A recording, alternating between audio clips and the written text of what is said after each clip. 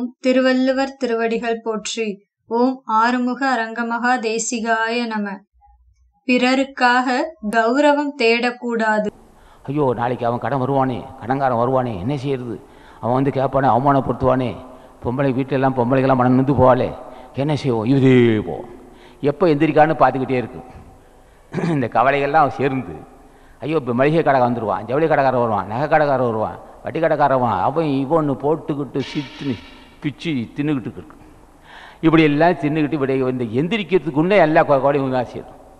இது என்ன பாவத்தின் சின்னமா அல்லது உனக்கு பலகீனமா? இது பாவத்தின் சின்னமா அல்லது ஒரு பலகீனமா? போனது பலகீனம். நடப்பது நடக்கட்டும். நாம் முன் செய்த என்ன பாவமோ இப்படி ஆட்டி படைக்குது. நடப்பது நடக்கட்டும் அப்படி என்று ஒரு உறுதிக்கின்ற அந்த உறுதி. நடப்பது நடக்கும். சிந்திக்க நேரம் இல்லை உனக்கு. நீ என்ன வளர்த்தின, நீ என்ன சிந்திச்சு என்ன செய்ய போகிற மனமே? நடக்குது நடக்குது. இந்த வைராக்கியம் நடப்பது நடக்கத்தான் செய்யும். சிந்திக்க உனக்கு நேரம் இல்லை. ஆசான் திருவடியை பிடிச்ச சின்ன போயிட்டே இருப்போம். அது மிகப்பெரிய புண்ணியவான்கள். அல்லது திருவள்ளுவர் துணை இருக்க வேண்டும். இது எந்தாலும் இப்படி ஒரு முடிவு எடுப்பான்.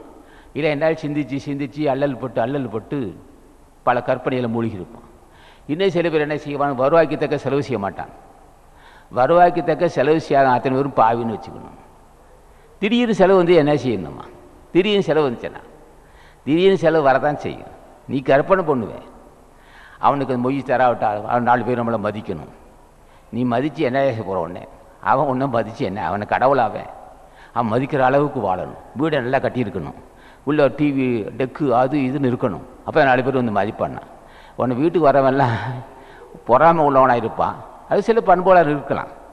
உன் வளர்ச்சி கண்டு எல்லாரும் மகிழ்ச்சி அடையா. நீ ஏமாந்துடாதே. நீ வளர்ச்சி அடைய உன் மாதிரி பொறாமை உணர்ச்சி வரதான் செய்யும்.